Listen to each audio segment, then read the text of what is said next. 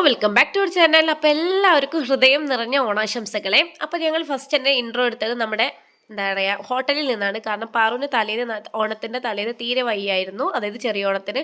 അപ്പോൾ ഞങ്ങൾ കൊട്ടപ്പറമ്പ് ആശുപത്രിയിലായിരുന്നേ. അതിൻ്റെ വീഡിയോ എടുത്തിട്ടുണ്ട്, ഞാൻ ഇടാവേ.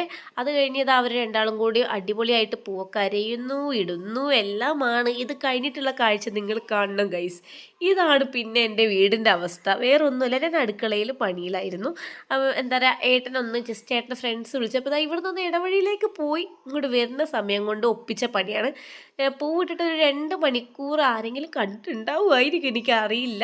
എനിക്കൊരു ഫോട്ടോ എടുക്കാൻ പോലും പറ്റിയിട്ടില്ല കേട്ടോ. ഞാൻ അടുക്കളയിൽ പണിയായതിനെ കൊണ്ട് ഇത് കഴിഞ്ഞിട്ട് എടുക്കാമല്ലോ വിചാരിച്ചായിരുന്നു. അതുകൊണ്ട് ഓണത്തിൻ്റെ ഫോട്ടോസ് ഒന്നുമില്ല, അതായത് നമ്മൾ പൂവിട്ട ഫോട്ടോസ് ഒന്നുമില്ല കേട്ടോ. ഇത് ഇവരപ്പോഴത്തേക്ക് ഓണം, അതായത് പൂക്കൾ കൊണ്ട് അങ്ങോട്ടും ഇങ്ങോട്ടും മേറും തല്ലും പിടിയൊക്കെ ആയിരുന്നു ഗൈസ്.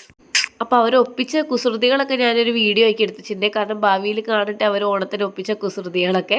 അപ്പോൾ എന്തായാലും എന്താ പറയുക, ഞാൻ തല്ലുവാനും ചീത്ത പറയാനൊന്നും പോയില്ല, കാരണം മക്കൾ ഓണമല്ല, അവർ അടിച്ചു പൊളിക്കട്ടെ.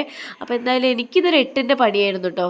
കാരണം നല്ല കഷ്ടപ്പെട്ടു, ഒരു 1 മണിക്കൂർ എടുത്തുട്ടോ വീടാക്കി എടുക്കാൻ. അങ്ങനെ ഞാൻ എല്ലാം വൃത്തിയാക്കി. പിന്നെ ഫുഡ് കഴിക്കുന്ന വീഡിയോ ഒന്നും എടുക്കാൻ പറ്റിയില്ല, കാരണം ഇത് ക്ലീൻ ചെയ്ത് വന്നു കഴിഞ്ഞപ്പോൾ തന്നെ നല്ല വിശന്നു കേട്ടോ. പിന്നെ പണിയൊക്കെ കഴിഞ്ഞതിന് ശേഷം, അതായത് അടുക്കള പണി കഴിഞ്ഞതിന് ശേഷമാണ് ഇത് ഈ പണി കിട്ടിയത്. അപ്പോൾ അതൊക്കെ ക്ലീൻ ചെയ്ത് വരുമ്പോൾ തന്നെ വിശന്നപ്പോൾ ഞാൻ അതൊക്കെ എടുക്കാൻ വിട്ടുപോയി. അത് കഴിഞ്ഞ് രാത്രിയായപ്പോൾ എൻ്റെ ഫ്രണ്ട് അവളുടെ വീട്ടിലേക്ക് ക്ഷണിച്ചിരുന്നു.